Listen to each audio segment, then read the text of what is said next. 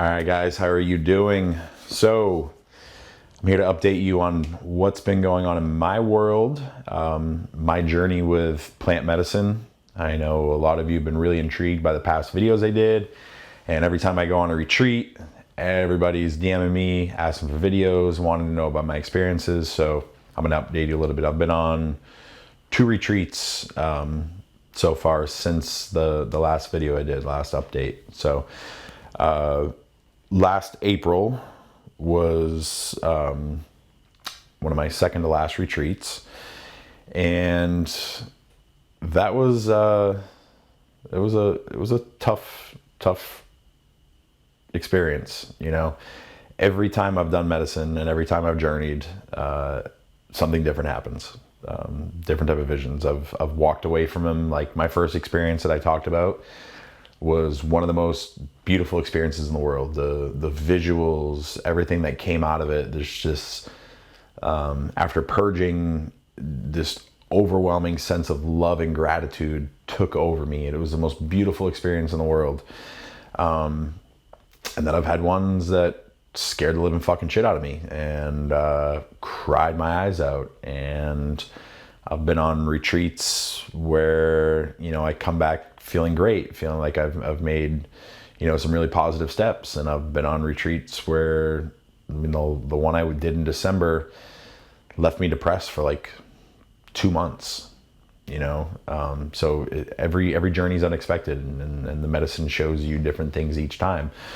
So dating back to December, the one that really kind of left me in a hard spot for a long time was, you know, I went out to New Mexico with did a private with this shaman, and you know, it churned up a lot of childhood traumas, and my fault for doing it this way. But I immediately, when I got back from that retreat, I had all these different work trips set up that I had to go on. I was in Arizona for a client for USA's, and then I was at the Olympia, and then I had to go travel on another business trip. So I didn't have time to process things, and so that left me in a pretty big funk for a while. But you know, one of the beauties of this stuff is it makes you face things. You know, it makes you face these deep, dark issues that we have that really conform how we live our lives. You know, we've created this narrative, this story in our lives from moments, instances in our childhood that have happened. And literally that programs us of how we're going to approach everything and how we're going to respond to every single situation. So, you know, the beauty of the medicine is it makes you confront those moments, you know, and it gives you an opportunity to reprogram your hardwiring so that those things no longer serve you, and triggers no longer set you off. There's a lot of work to be done, you know, continuously after the work, but I mean, after the retreats, but, you know, it brings everything to light. So going into the one in April that I went to, I had 2 intentions when I went in. One was to forgive Stephanie for leaving, and the other one was to create a connection with God. You know, I'll admit I was never religious, never spiritual. Most of my life I considered myself an atheist, you know, especially when I was in my teens and 20s. I thought religion was this fairy tale constructed to just allow society to get through life. You know, it answered questions that were unanswerable. It made people feel safe and secure that something's looking over them. And I truly felt that as we matured as a society, that we could actually do away with religion, you know. And a lot of that changed, you know. Like I said, when I got into this world, you know, this plant medicine world, I thought these people were fucking crazy. You know, my clients who, you know, they helped found one of the world's leading retreat in Costa Rica, and they'd tell me about all this stuff, and I'd go to went to their wedding, and I'm hearing all these people talk, and I'm like, what are these fucking weirdos, man? Like, what is this shit? Like, what kind of drug are they on all the time? And same thing with religion. I was very anti-religion throughout most of my life, and then finally I just opened up and I said, hey, something here. What's the worst thing that happens? I try it. I open myself up. I try to believe, and nothing happens. That's it. I can't get hurt. So, that's when I finally broke down and knew that I was in such a hard, deep, dark point in my life that I needed help. I needed something to help me through this. And I was blessed with the opportunity to be introduced to some of the best healers in the world. And a lot of you guys ask me questions about, can I set you up who I work with? I can't. It's one of those things. It's a secret society. It's not legalized yet. So anybody that's interested, if you really want to do this work, check out Rhythmia in Costa Rica. That's the retreat. It's legal there. It's like a 7-day vacation. You go to Costa Rica. It's a beautiful resort. You do like 3 or 4 nights ayahuasca. They do massages. They do colonics. They do yoga, breath work. It's an amazing wellness retreat to go on. So if you're interested, try something like that. Don't go work with some hack job, some person that you don't know, because this medicine is very powerful, and you might be led down the wrong path and not have the proper support to come out of it properly. So I beg of you, if you don't know people that you trust in this world, go to one of these trusted resorts. It's worthwhile. As far as the people that I work with, I can't divulge that information. They keep a very close circle as it is. So that's that. Now, hopefully, our country pulls their head out of their asses and realizes that psychedelics have a place in the medical world. We're seeing a lot of evidence coming out with mushrooms, psilocybin, and their effects on depression, PTSD. So it's becoming more accepted, and we're starting to see other countries run clinical trials on ayahuasca. So it's going to happen. It's in the works. It's especially like mushrooms, the psilocybin. There are places in America. We have Oakland, San Jose, Denver that have decriminalized it. So you can't purchase it, but you can exchange person to person. And if you get caught using it, there's no issues whatsoever. So the first thing that needs to happen is it needs to get accepted as a medical use. And then once that happens, then things will get snowballing and it will become more and more accepted.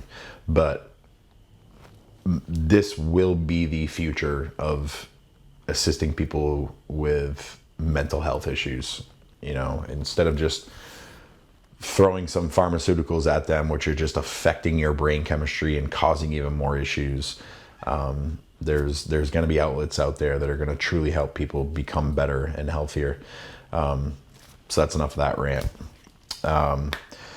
So I went into this retreat in April, and it was 4 nights. The first night is heart openers, so it's some substances that kind of elicit a similar response as like Molly would or MDMA, but it's all natural. So, and the reasoning behind this is just to get you open up and just to get you free a little more, so that in the subsequent nights you can do a little deeper work. That's kind of the feel good night, and then it's 2 nights of ayahuasca. And as I've mentioned before, through all my past journeys, I have a really hard time at dropping in. Dropping in is when you actually get into that psychedelic state and you see these visions. Now there's the visuals themselves that maybe if some of you guys have done mushrooms before, you've seen this, where it's just this intense, vibrant colors in all these like geometric shapes that just kind of shift and move. And that's part of the psychedelic part. But there's true visions. Like I said, each time that I started, I had these visions that I was being called into this group, these people, these secret warriors, and I couldn't figure it out. And I remember being told that I was put on this earth to be a warrior and to help people with mental issues, and it didn't really ring, that hardly to me when this first happened. But I've journeyed 9 times now. My first 6 journeys, every time I went under, I would have this vision that I was this warrior, and I couldn't figure it out. And I thought it was maybe my ego playing with me. And I've worked with a couple different healers throughout the time. So it was just a trend and a thought.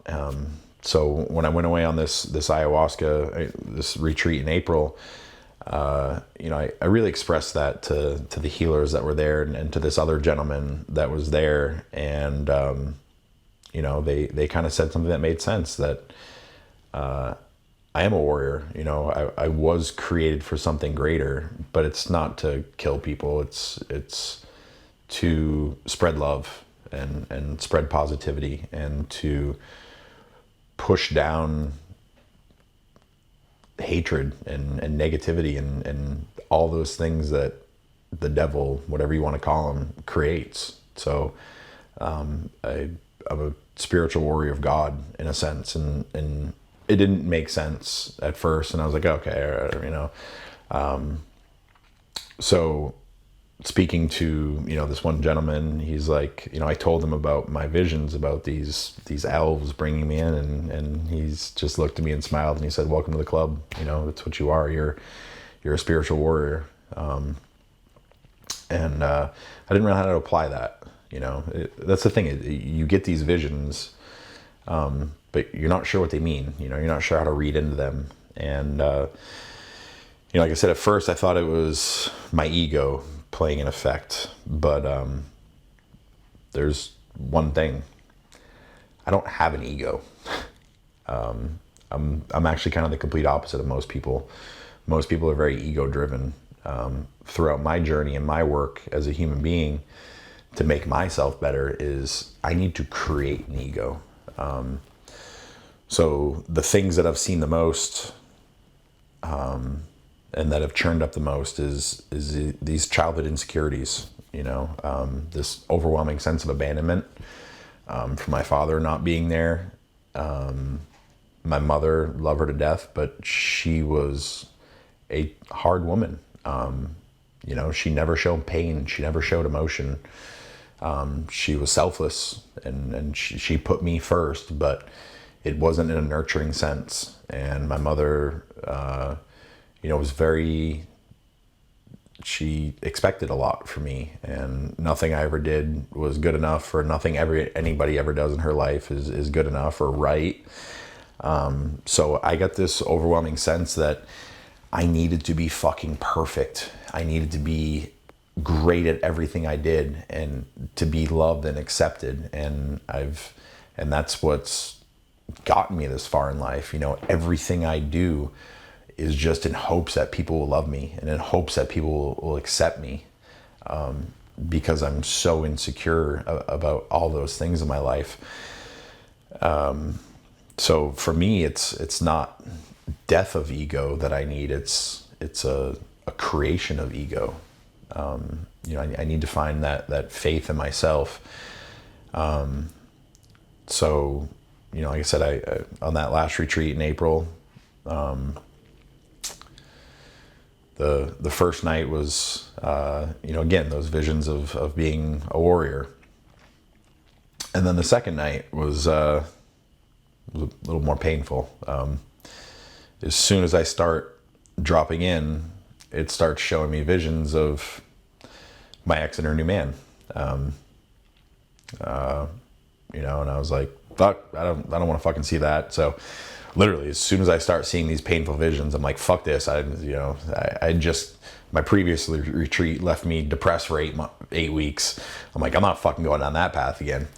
So, I fought it off. I got up. I didn't want to face the dark stuff, admittedly. And the next day was one of my favorite medicine is San Pedro, which is a cactus. And San Pedro just makes you feel present. You just feel so connected to earth. You feel so in the moment. Conversations with people over the simplest conversations just create so much meaning. So I was on San Pedro, and like I said, you're connected to earth. So we're on this beautiful property, and there was this boulder that was overlooking this canyon, like literally right on the edge of the canyon. And the shaman had kind of told me, she's like, you might take San Pedro and you might want to take your clothes off and roll around in the dirt. And I'm like, that's not me. I'm too meticulous to ever do that. Oh, sure as shit, I stripped out of my underwear and I fucking climbed on this rock. And I just laid there on this rock in my underwear because it just felt like the thing to do. So there I am, just basking in the sun, just so content in that moment. And I heard the sound healer playing some music. And I don't know why, but I just felt overly called to it. So I put my clothes back on, went inside the house, and I laid down on one of the mats where there's a few people laying there. And she sang, and one of her last songs was a song about God. And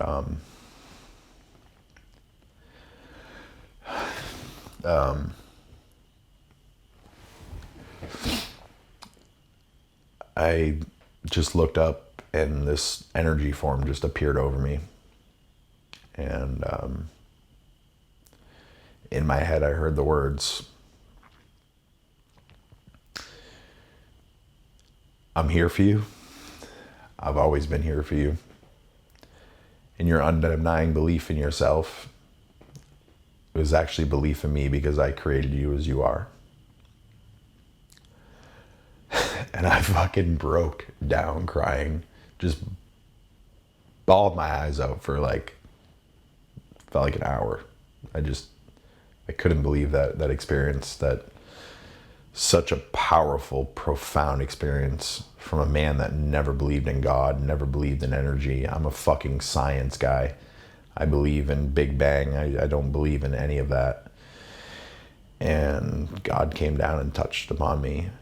And, one of the reasons why I never believed in God or never felt like I needed that, because I felt like I had everything inside me I needed to get through any situation in life. So why did I need to believe in this being, this deity, to help me through life when I had everything that I needed in me? But in essence, God created me. So he put all that in me. And it was just one of the most beautiful days of my life. So I left that retreat, and like a week later, my ex-wife reached out and shot me a text over something about the dogs. And for the first time, I didn't have pain. It didn't hurt, and it's like I went in with these two intentions, and they were answered over that weekend. And truly that was a turning point for me in my healing, in my dealing with her. And that was from that point on that I realized that she did the best thing for me, and for her, and I became grateful. And since then, we've been able to kind of cultivate a friendship again. I don't hate her. I'm not mad at her. I'm grateful for her. I'm so happy that she's happy. And I know that I'm going to be happy, and I'm going to find someone that truly lifts me and is a partner along the journey that I want in life. So, that was one of the best getaway weekends, experiences I've ever had. So from that point on, I just said, hey, I'm going to live. And I went through this whole party thing and going out and having fun. And there was a couple retreats that had come up, and I was like, you know what? I don't need it. I'm good. I feel like I'm in a good spot. And then my mom came and visited. And as much as we had a blast over the week with my mom, just being around her, and it's just who she is, but it's just constant little nags and things like that. Like literally, I show up, the first thing she says to me is, what the fuck is that shit on your face? And when are you going to change your fucking hair? She's like, you've had that haircut for 15 years now, and it makes your head look fucking stupid. She doesn't mean it in any harmful way. That's just her, I know that she loves me unconditionally, but through her traumas in her life, it's just how she is. She had a fucking terrible upbringing, and being on this path and being on this journey, realizing that how much our childhood affects us, of who we are as human beings, it's made me become so much more empathetic towards others. When someone's a fucking asshole, you don't know what they've been through. I know my life was pretty fucking good compared to most, and I'm still fucked up, So when you know about people that might have been physically, emotionally abused, sexually abused, shit they went through. So I'm very hesitant to pass judgment on people these days and age. And same thing, my mother, my father, the way they treated me, the way they are now, I don't blame them. I hope that they can find their peace and their happiness and be able to shed their traumas. But that being said, it sent me down the spiral. It brought up all those traumas and those insecurities, which again made me think about the divorce and everything else. As a child, I put being a father and being a husband as the pinnacle of success, because that's what I wanted so bad. That's what I nurtured so much. I wanted that family because I didn't have it. I wanted to be a fucking dad because I wanted to make up for everything that my father wasn't. So by failing at a marriage, it's like I failed at the one fucking thing that I put on the pedestal, and that's why it hurt so bad. But I didn't fail. And that's what I need to realize. I didn't fail. My ex-wife was in my life for a reason. She served her purpose. We were supposed to be together. We weren't supposed to spend our lives together. She was an amazing, supportive woman. We were supportive to each other, so she was meant to be there for that part of my life. And for the rest of my life, I'm meant to be with someone else. And you have to change the narrative. So mom being in town, bringing up all that stuff, and everything going slow with the business, the knee, I feel so empty, so unsatisfied with life. I felt like my life was going backwards, even though I have all this amazing prospect and things going on. Like my future is so fucking bright, but in the moment, it's just like, feel stuck. So I've been introduced to another friend, another healer that's come over and done some work on me. And she said that I'm in this state of, they call it dark night of the soul. And truly it's a deep, dark transition, but on the other end of it is this total rebirth, and it's going to create a whole new me. And it's going to be, and I'm going to be the man that I was meant to be in all this power and all this glory, and be able to fulfill what I was meant to in life. So it just so happened that as I was dealing with that shit, I get a message from the shaman that I typically work with, that she was hosting a retreat last weekend. And I was like, I gotta go. I need it. I didn't think I needed it before, but I realized that there's still more work to do. So I went away last weekend. it was just a 2-night experience, 2 nights of ayahuasca. And go down and get all settled in this beautiful farm that another couple at the retreat in April own. They're the ones that hosted it at their place. And they built this gigantic teepee type thing out of hard construction material with air conditioning in it. They have bathrooms attached to it. It's set up for this journey work amazingly. So there was a group of 12 people and three workers, three shamans there to help. And first night, my shaman knows that I have this ridiculous metabolism, and it takes a lot for me to drop in. And I drank and drank and drank, and I sat there and nothing fucking happened. And I'm listening to people puke their brains out, and people cry, and people laugh, and I'm not doing anything. And I'm just trying to just give in. But my mind is racing. My mind is going. And that's my fucking problem. My mind does not shut off at all. My mind is 100 miles an hour at all times. And then fucking anxiety kicks in, and I'm like, just about ready to lose my shit. And 2:30 in the morning goes by. Everybody's starting to come out. Things are kind of ending, and I'm just like, I'm not even drunk off it. Like sometimes it makes you're kind of wobbly and everything. I was fucking sober as could be, and I drank almost 3 times the amount of anybody else in that place.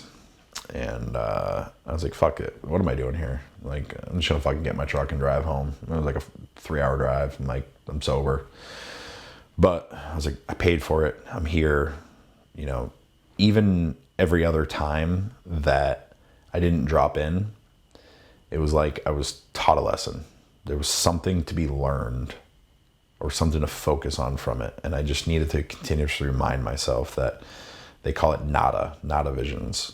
So sometimes nada visions can be the most powerful, influential ones. So the theme of the night was surrender. I just need to learn how to surrender. Even though I thought I was giving myself, I truly wasn't learning how to shut my mind off. And that's something that it's a continuous practice I needed to learn how to do. I need to learn how to meditate. I need to get into breath work. These are steps that I need to do in my life to improve myself and to be able to sit with myself. So we get in the kitchen. It's an amazing community feel at these retreats. That's what I love the most about it. Outside of the medicine, outside of the work, it's like, fuck, you just get hope in society again, because you're around a group of people, total strangers, that are just completely vulnerable. They're there to do work on themselves and improve themselves. They're there to be an ear for you, to listen and support you in your needs and your journeys. And everybody's helping out around the kitchen and taking care of each other and taking care of the land. And it just makes you realize that the world isn't such a fucked up place, and there are good people out there. And that's what I love the most about even going on these retreats. So we're in the kitchen, a big pot of soup and all these little snacks, and just shooting the shit for a couple hours because you're kind of on this high before you wind down and fall asleep. Next day you wake up, we do breakfast, and everybody just kind of hangs around the property again, just kind of talking all day. And then the Saturday night was the second night of drinking, and I just really focused. I just told myself, I was like, just really focus on this breathing technique. So I was breathing, really focus on breathing, just letting my body just sink and just give in. And, I know that music really activates things for me and really drives things. So they suggested I try humming. So I start humming, and next thing I know, I just see this green light fly by, and I'm like, all right, here we go. Finally. So after a couple more minutes, this absolutely beautiful, bright, neon green, geometric kaleidoscope just starts appearing off to my right. But every time I'd look at it, it would disappear. So I would almost have to not focus on it for it to really come to light. And then something called me to look over to my left. and I look over, and there's this serpent. This, like, I could tell it was evil. Had this like dark smoke around it, and it reminded me that I've had the same vision a couple times now. When I was in Vegas, one of the last times I was there, in between the day club and the night club, I went back to the hotel room to take a nap, and I was still on a really high dose of mushrooms. And I looked over, and this fucking scary ass serpent with smoke around it was there, and it scared the fuck out of me. And I couldn't even fall asleep. I was afraid to close my eyes. So I just ended up getting up and like putting the TV on. I didn't really make anything of it. Someone had sent me a DM on Instagram like a couple months before that, or a month before that, telling me how I'm going to invite the devil in and I'm going to get taken over by these evil spirits and blah, blah, blah. So I don't, again, I thought maybe I manifested this. And then on August 8th, which is Lionsgate, which is a pretty significant time in the energy world, I was doing some DMT. It was really at the beginning of when this depressive state started, right after my mom left. And I just felt like I needed to journey a little bit, just to kind of see what was going on. So I took this DMT bar, which is like a downscaled experience of ayahuasca, but a little more intense than mushrooms. And that fucking same thing popped up, that snake, and I freaked the fuck out, and I wouldn't let myself drop in. So here I am. I see the snake, and I'm like, fuck. And then all of a sudden the beautiful visuals show up again. And all of a sudden I look over and I'm just filled with happiness. And I'm like, what the fuck? And then I'm called to look over to my left again. And this like figurehead of death shows up. It's like a Grim Reaper, but it was like on a stone background. But then again, it was another one where it was like a figure. And then I see the snake, and I'm fucking freaking out. So like at that time, the shaman called anybody who wanted to come up and get a second cup of ayahuasca to come up. They usually make 3 different calls throughout the evening. So I go up and I was just like, Tara, I'm like, I just realized that I've had this same visual 3 times now. I'm fucking scared. And she's like, you know, Brad, she's like, one thing that I've always felt from you, and I knew this from day one, she's like, you're a fucking warrior. She's like, you can't be harmed. She's like, but not only that, but you have this ridiculous connection with Archangel Michael. Like, you ride with him. He protects you. You are one of God's warriors. She's like, so why don't you just call on Michael to kind of look out for you and just know that you can't be harmed. So I drink the cup, and you get kind of queasy. You know, purging is part of it. And I go outside just to get some fresh air, and I sit down in these chairs. And the sound healer, Nicole, who's worked with me multiple times, she comes out after a couple minutes, and she's got this long crystal rod in her hand. And she's like, can I sit next to you? I'm like, yeah. She's like, do you mind holding this for me? I'm like, okay. Hands me this crystal rod, and then hands me this cross. And she's like, can I sing to you? I'm like, yeah. So she starts singing a song, and she's doing this ritual. She's blowing tobacco at me, and next thing I know, her words just start getting stronger and stronger and stronger. And I hear her like pretty much yelling and like wishing this thing away from me. And then she goes, get the fuck out of here. And I'm like, what the fuck was that? And she's like, yeah, I was singing, and I looked up, and you had this evil spirit over your head. I'm like, did you talk to Tara? She's like, no, why? I told her about that vision. So I've had this evil spirit thing that's been following me around. Fucking weird as hell. Scared the shit out of me. But I was really nervous about going, dropping back in. And Nicole just said, she was the one that was singing when I made that connection with God. And she's like, have you kept up your your relationship with him? Have you spoken to him lately? And I admit I haven't after that moment, you know. She's like, why don't you lay down and just talk to God? So I went back in and I laid down and I just started a conversation, and I apologized for my lack of communication and lack of keeping God in my life. And even more so, I apologized for not believing in myself as of lately and getting so down on myself. And as soon as I surrendered and as soon as I gave myself to God again, he rewarded me. You know, like I said, I've had this calling that I feel like there's purpose to my life to be of service to others much greater than just health and fitness and wellness, on a much deeper level. And then here I was, I had just finally submitted myself and then just opened that relationship up with God again. And this woman looks up and she kind of like waves to me and calls me to come over. And she's like, I'm having a really hard time right now. She's like, could you just lay here and hold my hand? And there I was. I was given the opportunity to be of service to someone, to console someone through a hard time. And it's like, you know, I've had this idea that was part of my calling. Like after I watched this Tony Robbins video, I was like, I'm meant to fucking help people on a much greater level in life.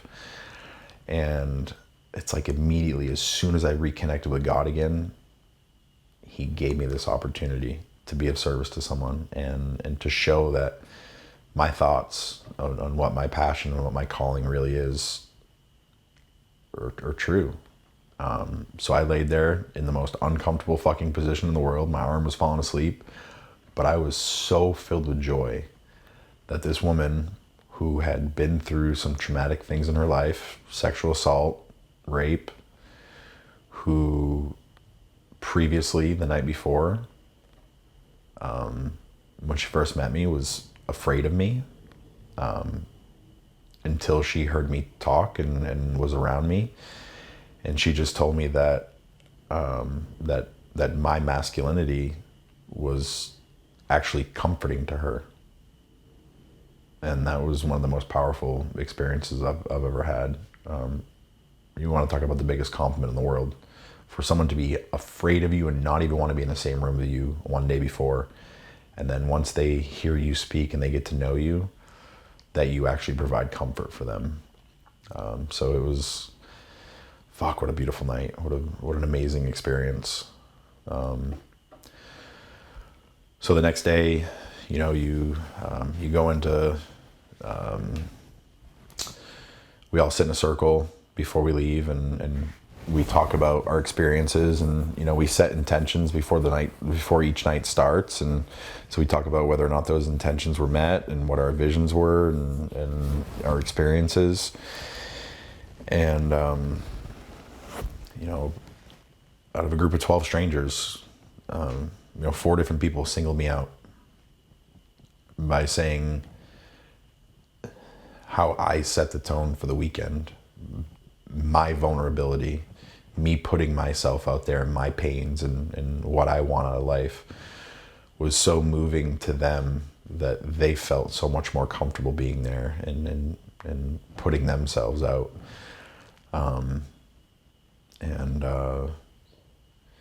This one woman, when I was leaving, she walks over to me and she's like, you know, you remind me of someone, and I want to give you this gift. And I didn't really have much conversation with her. And she hands me this card with a picture of Archangel Michael on it. So it's just like, it's crazy that from the first time of doing this, I had these visions that I was this warrior and I couldn't figure it out. And as I go along through this process, everybody that I've worked with and each one of my visions support this. and I finally create this connection of God, and I feel like I have this passion to help people in their darkness and with their mental health. And everybody who I've come across have just shown me signs that this is real. So again, I don't know how to go about it. I don't know my approach. I don't know what I'm going to do. But the first step I'm going to do is I'm going to start doing more YouTube videos. And, every time I do a video or every time I talk about what's going on in my life, I get so many messages from people, from you guys that just, they'll truly thank me for opening up and being vulnerable.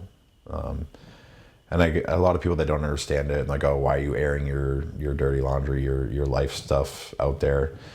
Those toxic men, wow, be a fucking man, pull your fucking pants up. Well, listen, I promise you, I'm a much bigger man than you ever fucking thought of being, but there's no reason why a man can't be emotional and talk about pains and talk about issues. It's been this hidden taboo thing, and it doesn't need to be. We can all be here to support each other and to make each other better, because we all fucking deal with shit, The people that you look up to the most are probably some of the most fucked up. And that's what I hope that by me just telling you about what I'm going through and my pains and my journey and being so open about things, that it just gives people hope that they're not in this alone. That even people that they put on a pedestal, which you shouldn't, no one's created better than anybody. But it gives people hope in their life. So that's what I'm going to try to do. I'm going to try to be authentically me. I wear my heart on my sleeves, and I'm me. I hope that I make some type of an impact on anybody. And until I figure out how to approach this calling, I'm just gonna keep putting myself out there in my journey. And hopefully you guys appreciate that. My work isn't done at all on myself, and I still got a lot more to do. And I want to go down this path, because I know, there's two things I've known in this world. I'm a good fucking human being. I live my life by a very high code of ethics, and I would never hurt anybody. I've never done anybody wrong. I always try to be the best human being I can. I always have my whole life. So I know two truths. I'm a good fucking human being, and I was meant for greatness. I don't know what it is, but I've always had that deep down feeling. And I just kind of let the universe guide me. Outside of that, I'm an insecure fucking wreck. But those are the two truths that I've known that have got me this far in life, and are continued to get me through, whatever pain and darkness that I'm meant to face in life. So, yeah, that's where I'm at, and I hope that my followers and everybody appreciate this, and I'm gonna continue on this path and just be open and try to spread love and acceptance. So hopefully I can make an impact in the world.